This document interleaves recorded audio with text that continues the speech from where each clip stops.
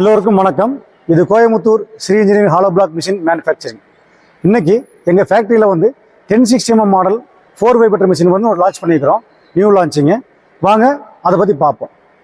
இதோட மிஷினோட கலர் பார்த்தீங்கன்னா கிரே வித்து எல்லோ வந்துடும். இதோட கலர் பார்த்தீங்கன்னா நாங்கள் மொத்தம் 4 கலர் அடிக்கிறோம்.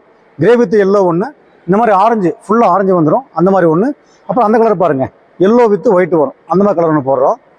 அப்புறம் க்ரீன் கலர் ஒன்று போடுறோம். இப்போ இது பார்த்தீங்கன்னா நியூ லான்ச்சிங் இந்த மிஷின் வந்து. இப்போ இதனுடைய கல் சைஸ் பார்த்தீங்கன்னா மொத்தம் 7 கல் வரும். அதாவது 6 இன்ச்சில் 7 கல் வரும். இங்கே பார்த்தா உங்களுக்கு தெரியும் 7 கல் போட்டிருப்பேன். அதே மாதிரி டைக்கெலாம் பார்த்தீங்கன்னா மேலே சேனல் பாக்ஸ் போட்டிருப்பேன், 10mm பிளேட்ஸ் போட்டிருப்பேன், எல்லாமே கீழே எல்லாமே 6M பிளேட் போட்டிருப்பேன். இதோடைய மோட்டர் பவர் பார்த்தீங்கன்னா மொத்தமாக உங்களுக்கு 10.5 HP 3 லைன் தேவைப்படும். அதாவது பம்பு மோட்டருக்கு 5 HPயும் வைப்ரேட்டர் மோட்டர் பார்த்தீங்கன்னா 5 HP வரும். ஒரு 1/2 HP ட்ராவல் மோட்டருக்கு மொத்தமாக பார்த்தீங்கன்னா ஒரு 10.5 வரும் மோட்டர் பவர். இந்த மேலே வரக்கூடிய சிலிண்டர் பார்த்தீங்கன்னா அது நாங்களே உற்பத்தி பண்ணிக்குவோம். அதே மாதிரி இந்த பேனல் போட்டு இல்லைங்களா, இதுவும் நாங்களே உற்பத்தி பண்ணிக்குவோம்.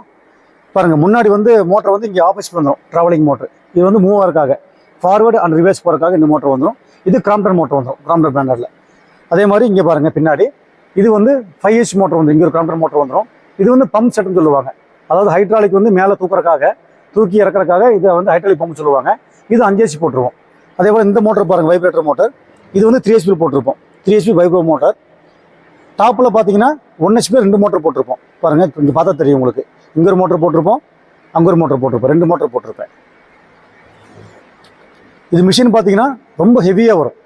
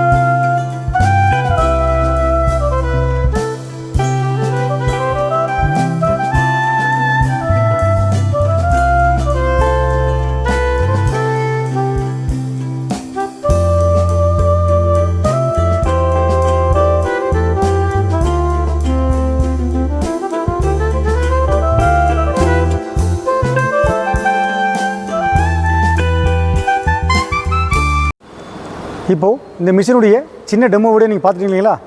ஆரம்ப காலத்தில் பார்த்தீங்கன்னா சிங்கிள் வைப்ரேட்டர், டபுள் வைப்ரேட்டர் மார்க்கெட்டில் அதிகமாக போயிட்டு இருந்தது. அதோடைய ஸ்ட்ரென்த்து பார்த்தீங்கன்னா பிரிக் ஸ்ட்ரென்த்து பார்த்தீங்கன்னா ஒரு மீடியமாக தான் இருக்கும், ரொம்ப ஹையாக இருக்காது. அப்புறம் இடப்பட்ட காலத்தில் எல்லோரும் 3 வைப்ரேட்டருக்கு மாறினாங்க. அது ஸ்ட்ரென்த் நல்லா பக்காவாக இருக்கும், நல்லா நம்ம எதிர்பார்க்க ஸ்ட்ரென்த் கிடைக்கும். இப்போ அதிகப்படி என்ன விரும்புகிறாங்கன்னா இந்த 4 வைப்ரேட்டர் விரும்புகிறாங்க எல்லாரும் 4 வைப்ரேட்டர் லான்ச் மாடலில் மாறிட்டாங்க. இதுவும் 4 வைப்ரேட்டர் தான். எனக்கு பின்னாடி நிற்கக்கூடிய மிஷினும் 4 வைப்ரேட்டர் தான்.